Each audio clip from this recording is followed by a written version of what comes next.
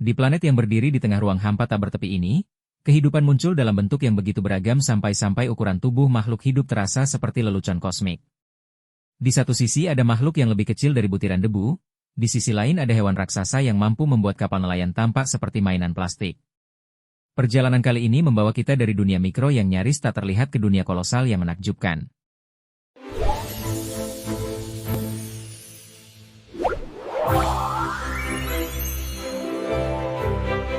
Kita mulai dari dasar, secara harfiah. Di balik dedaunan basah hutan Papua New Guinea, tersembunyi hewan yang ukurannya menyaingi sebutir nasi, Paedoprine amauensis. Katak mini yang panjang tubuhnya hanya sekitar 7 mm.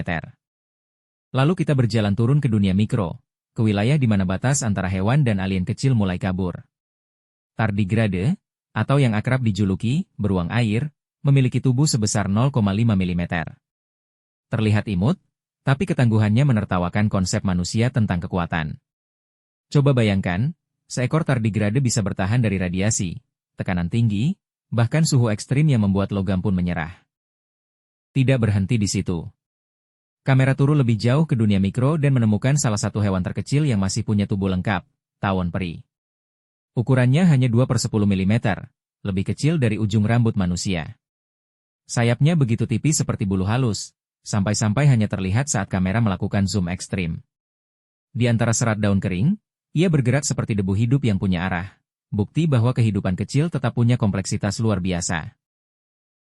Setelah puas berkeliling dunia mikro, kita tarik napas panjang dan bersiap untuk zoom out besar-besaran.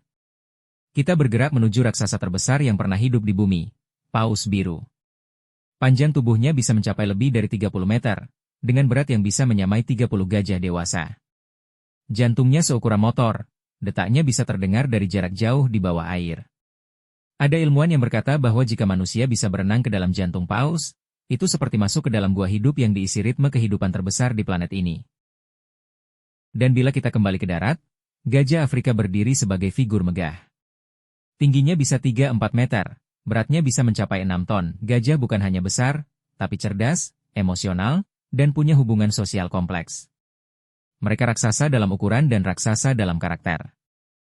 Tak jauh dari sana, hidup pula jerapah, tapi bukan soal beratnya, melainkan soal tingginya. Dengan leher sepanjang tiang lampu jalan, jerapah jantan bisa mencapai hampir 6 meter. Di wilayah rawa dan sungai, ular piton dan anaconda muncul sebagai raksasa yang fleksibel.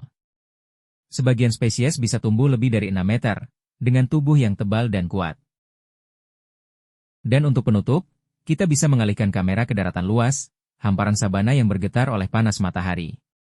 Di sana berdiri burung terbesar yang pernah ada di zaman modern, burung unta.